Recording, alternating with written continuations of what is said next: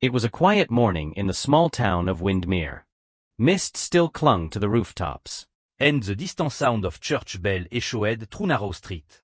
In a run-down cottage at the edge of town, A woman lay exhausted, cradling 3 newborns in her trembling arms. Her name was Emma, and that day, though she did not know it yet, was the beginning of the most painful chapter in her life. the man she once loved, The man who once held her hand under the willow tree by the river had just vanished. Richard, Her husband had packed his bag in the dead of night. He had not even kissed the babies goodbye. no final glance. No remorse. Just a cold, emotionless note left on the kitchen table. I can't live this life anymore. You and the children are on your own. Don't come looking for me. The ink on the letter was still fresh when Emma found it.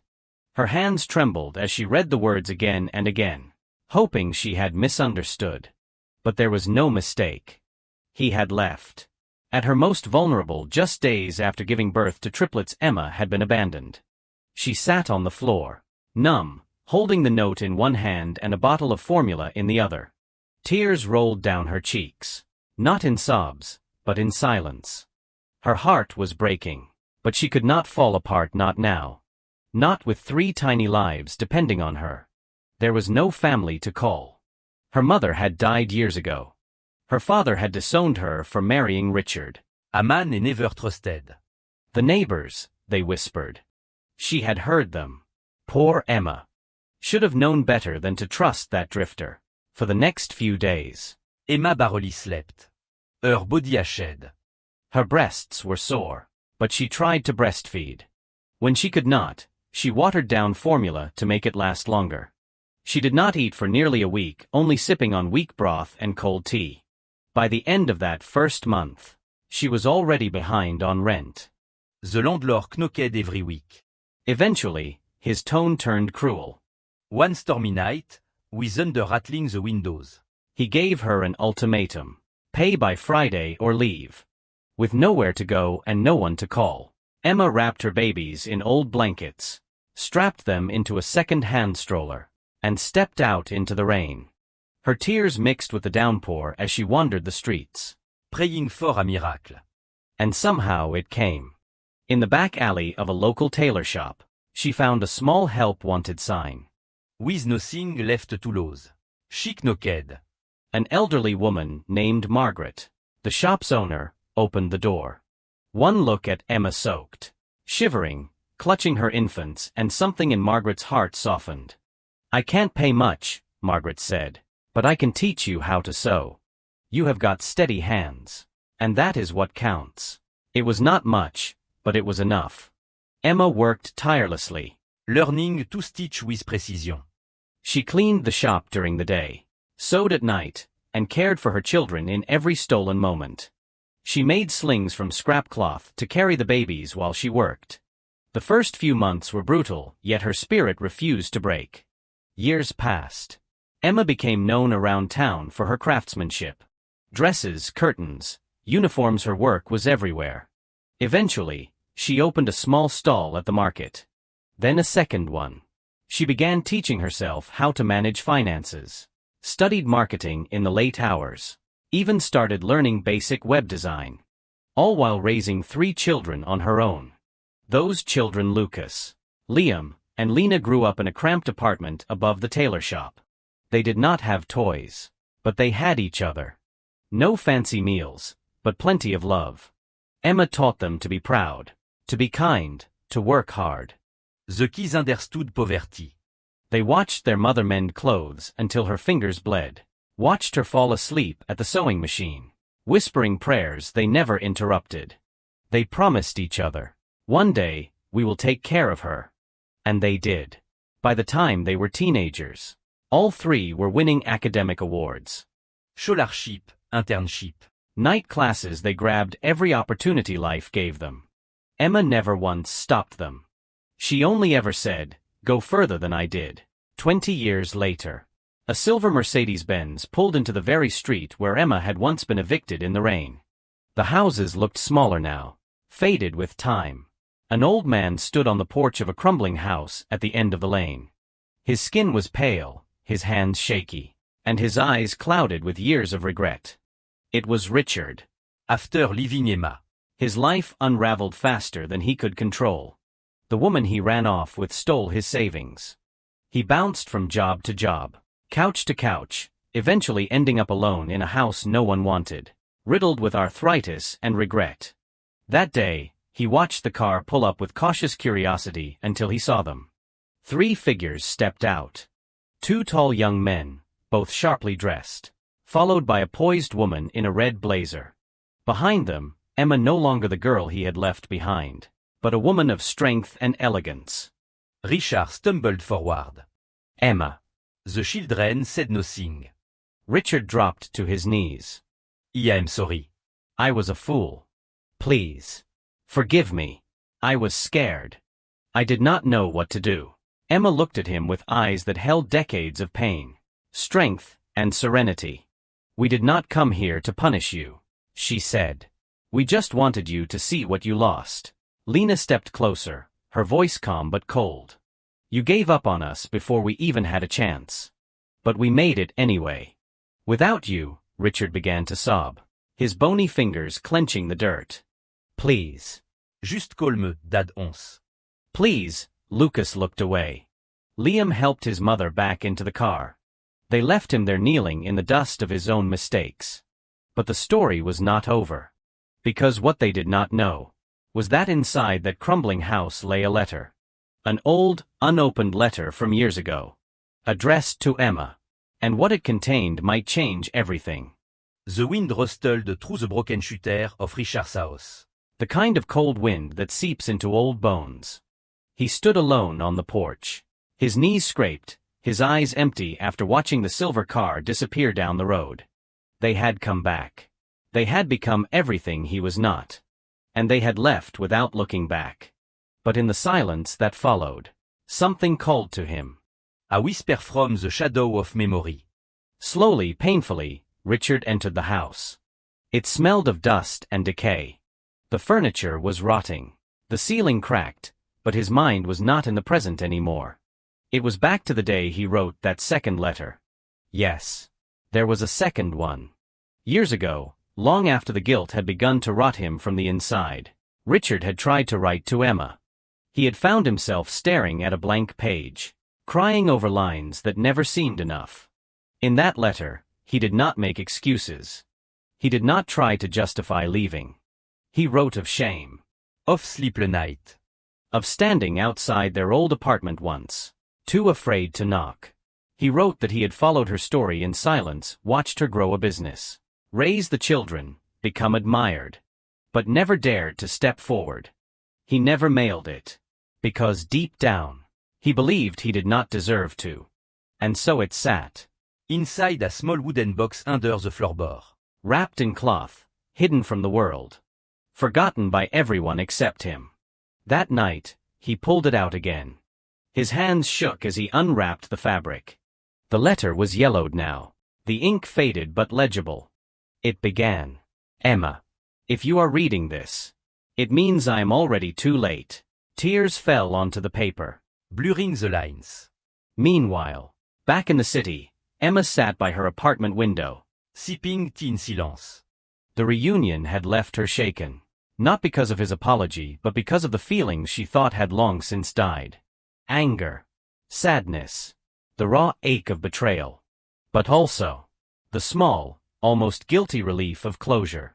She looked over at her children. Lucas was adjusting his tie before an online business meeting. Liam was helping Lena with some non-profit project proposals. All 3 of them had built something incredible from nothing. They did not need a father. They had each other. Yet something in her heart told her the story was not finished. 2 days later, a phone call came from Margaret, the old tailor who had once saved Emma's life. Margaret's voice was strained. Emma. Richard collapsed outside the pharmacy. The hospital called me because my number was on his emergency contact card. I thought you should know. Emma froze. Why would he still list her as his contact? Is he? She could not finish the question. He is alive, Margaret said. But not for long. You should come if you want to say anything. Emma did not reply. She stared out the window for a long time. That evening, she told the children. "We do not owe him anything," Lucas said flatly. "I know," Emma replied. Lena hésita-t-elle. "But maybe. This is not about owing." The next morning, they drove to the hospital. Richard les Palaines tint on the bed. Tubes in his arms, eyes half open. When Emma entered the room, he smiled not with joy, but with something closer to peace. "You came," he whispered. Emma did not cry. She stood quietly, holding his gaze. "I did not come for you," she said softly. "I came for them." Richard's eyes drifted to the doorway where the triplets stood. Grown. Strong. Imbricable. He gestured toward the bedside drawer. "In there. A letter," he said. Not asking for forgiveness. Just. "Read it, when I am gone." His voice faded. Richard died that night. In the waiting room, Emma opened the drawer. The letter was inside, still sealed, addressed to her in his careful handwriting. She held it in her hands for a long time before finally opening it. Inside were words that cut deep. "I watched you from a distance. Every time someone praised you in the market, I heard it. Every time our children won something, I kept the clippings. You became everything I was not. And I hated myself more with each passing year. But I never came back. Because I knew I had no right to be in the life you built without me. I am sorry for what I did. I know sorry is worthless now. But if I leave this world with one hope, it is that you all found peace." Even without ever forgiving me. There was a small envelope inside the letter. Emma opened it slowly. Inside was a photograph, creased and weathered. It showed the two of them, years ago, laughing under the willow tree by the river. Emma was pregnant. Richard was holding her belly. They looked happy. Under the photo. Scribbled in blue pen. "If I could live one day again, it would be this one." Emma s'en trembled. But she did not cry. Instead, she folded the letter and tucked it into her coat pocket. That night, she and the children lit a single candle and placed it by the river. Letting the flame drift across the water. Not for Richard. But for the part of their past that had finally come to rest.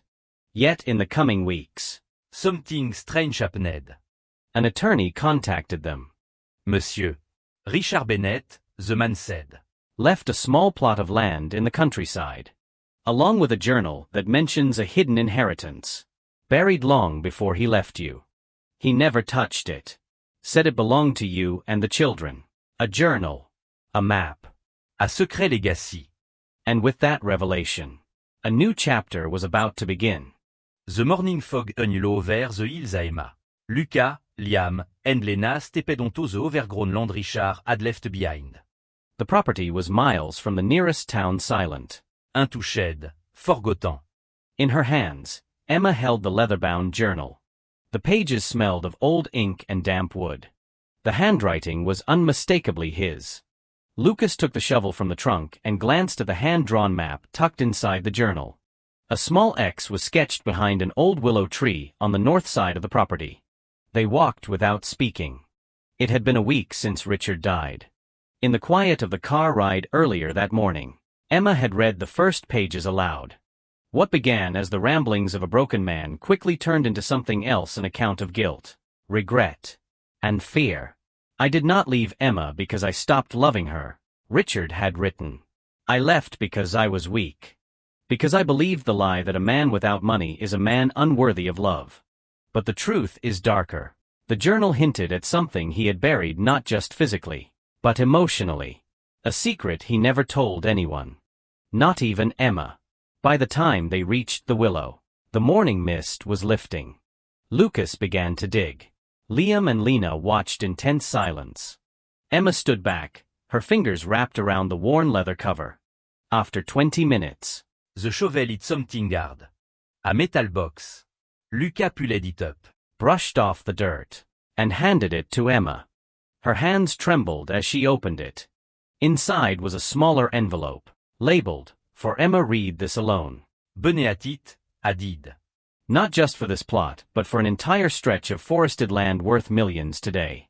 A set of old documents. And a photograph. Not one they would ever seen before.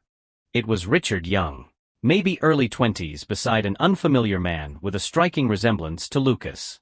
Emma gasped.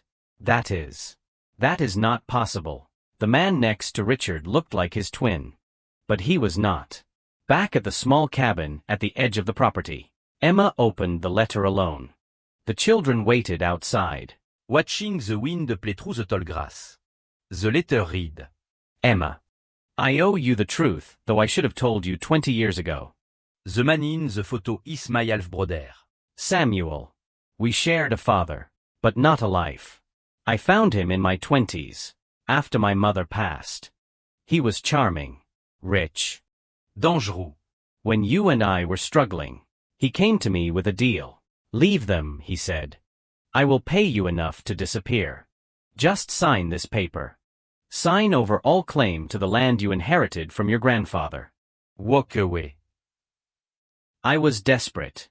I signed. But it was a trap. Et never paid me. Instead, he forged my name on another set of documents, then vanished overseas. I tried to get it back.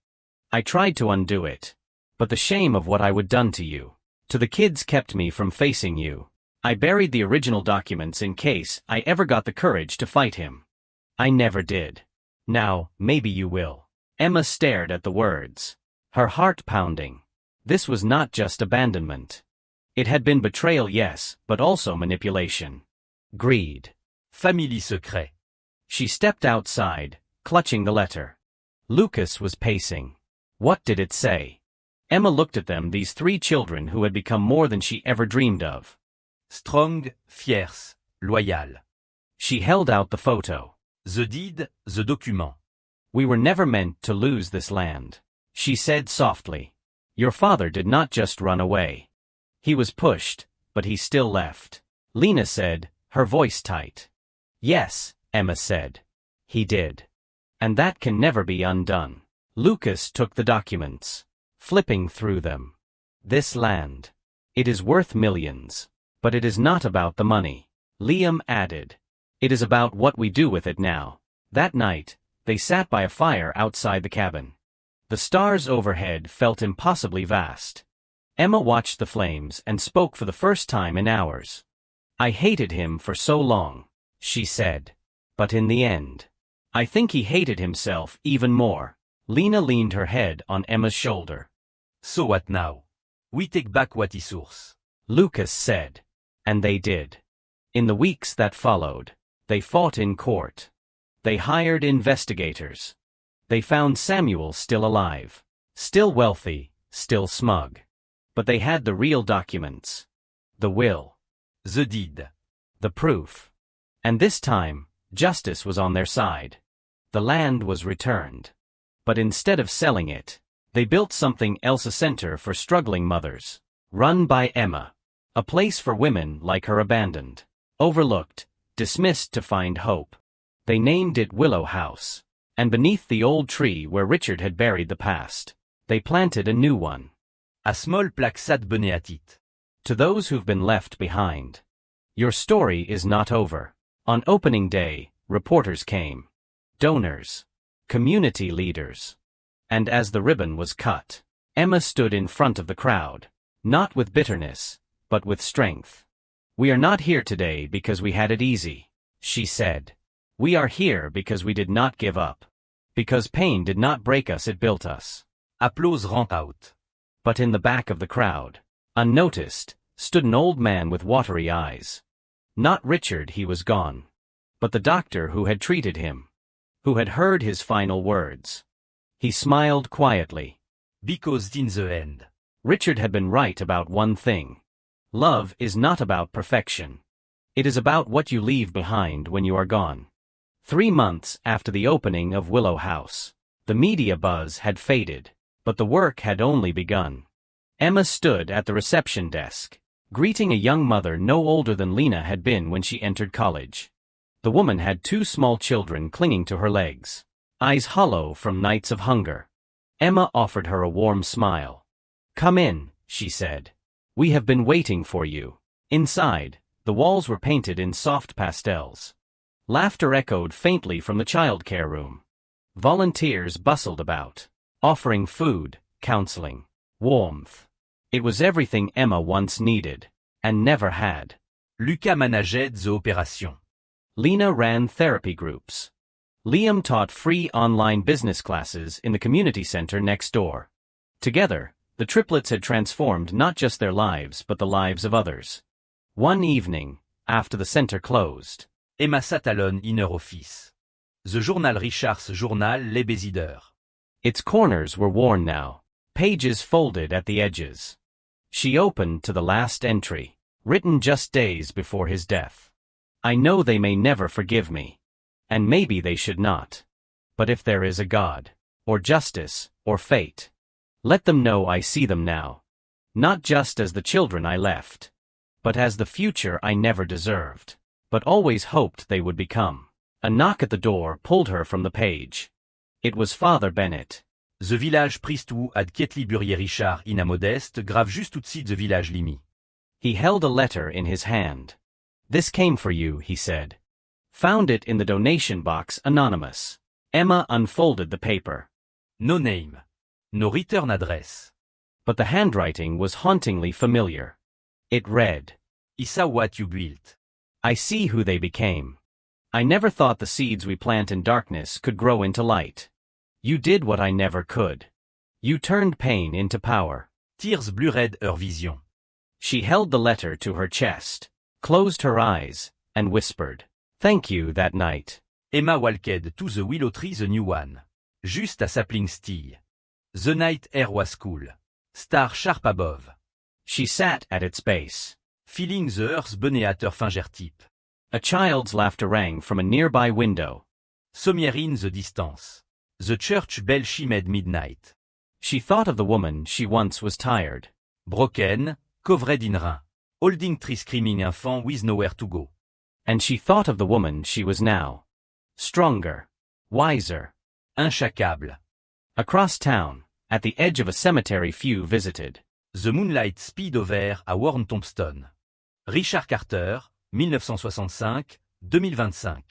A single flower rested against it. Beside it, an envelope, sealed with wax, addressed. Dad. Inside were 3 letters, one from each of the children. Lucas wrote, I do not forgive you yet. But I am trying. You missed my first steps. My first win, my first heartbreak. But maybe, just maybe, you were there in the grit I learned to carry. Lena wrote, I hated you. I won't tell you. But I also learned from you. I learned how not to be like you. I chose to stay, to love. To care. That was my rebellion. Liam wrote, You did not get to watch us grow. But maybe you watched us rise. We carry your blood, but we built our own name. Rest, if you can. We have made peace. The wind rustled through the trees. Far away, in the back of a thrift bookstore, an old man thumbed through a novel he would written 20 years ago, never published, never read. The title had long faded from the cover, but the inscription remained. To the woman who taught me what strength truly is. And to the children I never held, but loved from the shadows. The story ends where it began, not with betrayal, or wealth, or punishment, but with a truth deeper than sorrow. We are not the mistakes we made. We are what we choose to become after them. And for Emma, and Lucas, and Lena, and Liam, that choice was love. That choice was legacy. That choice was life. Final message to viewers. If you have ever felt abandoned, betrayed, or unseen, this story is for you. Let it remind you, your worth is not defined by who left, but by who you become. And if you have wronged someone, know this. Regret, mais comme tout l'est, tout change the past. But not too late to change yourself. Thank you for watching.